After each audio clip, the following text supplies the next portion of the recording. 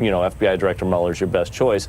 And now he's being twisted and turned, and threatened essentially with firing. I think the Washington Post story said the Democrat from Baltimore, he's being called, he was appointed, under Bush. And so I think it's got to be very frustrating to feel this constant influence, this undue influence being pushed on the Justice Department when he seems to be really trying to do the right thing and follow through on the investigation and the special counsel he appointed.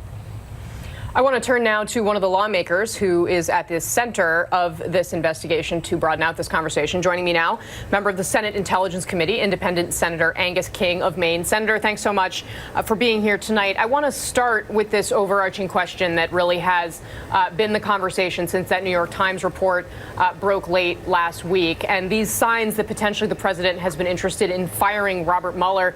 I'm interested in your view, first of all, of what the Congress needs to do in that instance, but do you also feel as though your Republican colleagues are still viewing that as a red line if the president were to take such an action or try?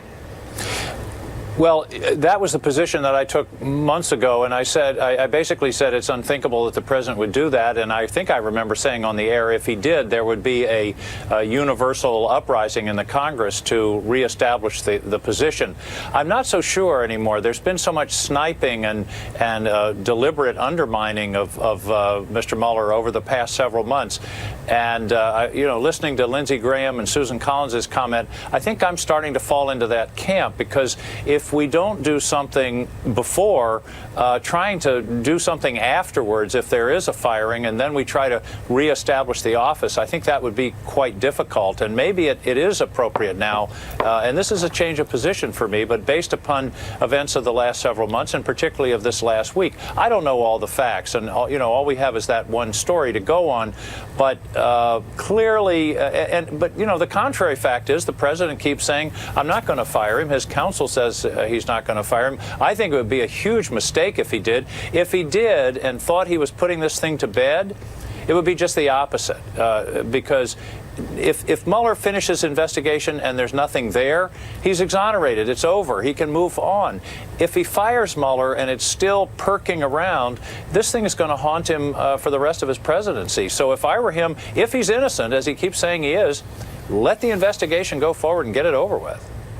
Sir, I'm curious, Senator Schumer has floated the idea of potentially including a bill that would prevent Mueller's firing in the overall budget deal that Congress is now negotiating. Is that, in your view, a good idea from the leader?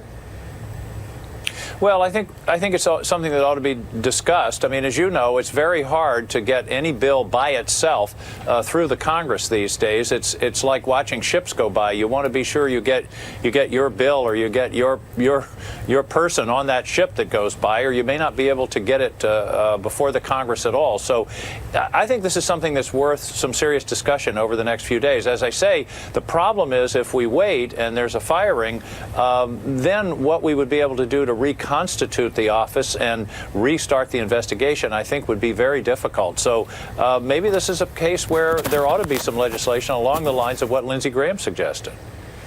One thing, Senator, that has come from Republicans on the House side is this memo that has now been shown to House members, but that is currently being kept, to our knowledge, from the Senate Intelligence Committee. I want to show you a little bit of what some Republicans have had to say about this memo and then ask you about it. Take a look.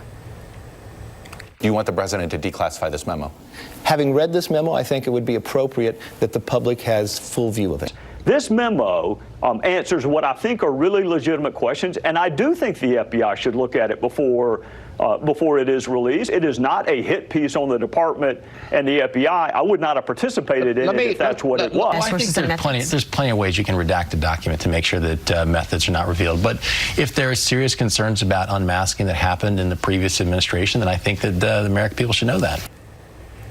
So two questions for you, Senator. One, do you want to see this memo? Why hasn't the House Intelligence Committee shown it to you? And two, should the public see it?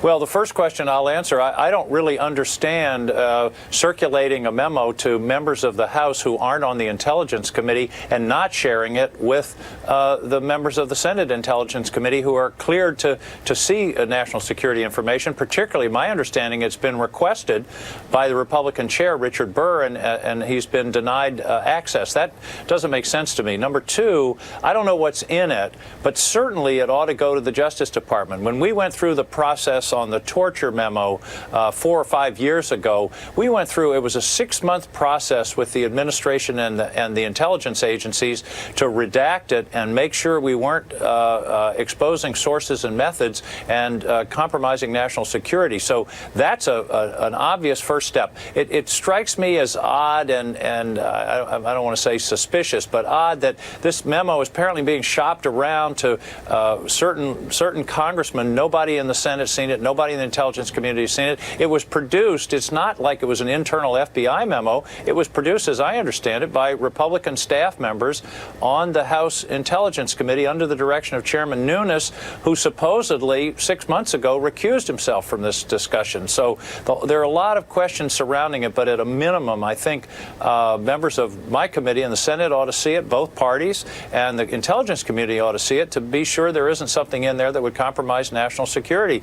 And then we go from there. This looks to me, frankly, Chairman Nunes has sort of thrown sand into the gears of this investigation 2 or 3 times, and this strikes me as another. And you've got Clint Watt there. Be sure and ask him about the Russians and release the memo. The leading troll hashtag from the Russian troll farm this week is release the memo, which tells you a couple of things. The Russians are still involved in our politics and trying to influence our policy. And, you know, maybe we ought to ask some questions about this whole thing. Sure, I will make sure to do that once we are out the air. But really quickly, before I let you go, Ron Johnson raised the possibility that there were secret societies operating within the FBI. I was wondering your reaction to that statement from a colleague. Well, I heard him on the radio the other day, and he sort of walked back from that, and I think he's backed away. You know, I don't know what to say. The attack on the FBI from various quarters is really disheartening. This is an important institution, and Kasie, I think we've got to step back and understand and realize how much our whole system depends upon trust. And trust in institutions like the FBI, like the Justice Department, like the free press. And as we undermine public trust in those institutions, it really gets at the sort of foundation of what we do. We're a country under the law, but we're also a country under ideas and mutual respect and those kinds of things. So this idea there's some kind of secret society in the FBI, to me, it doesn't make much sense. The FBI people I've known over the years are absolutely straight shooters. They're patriots. That's why they're in the business. And by the way, there are 35,000 people in the FBI. Finding 1 or 2 who express some off-the-wall political opinions, I suppose you could find that in any group of 35,000 people. But by and large, this is a dedicated professional group, and trying to undermine that, I don't think serves the country or certainly doesn't serve our national security interests. Senator Angus King, thank you so much for your time tonight. I will see you on Capitol Hill as this very busy week unfolds. Thank you. Absolutely. See you around. And Clint Watts, I'm going to go to you because the senator suggested, and I think it is a great question, what do we know right now about the hashtag release the memos and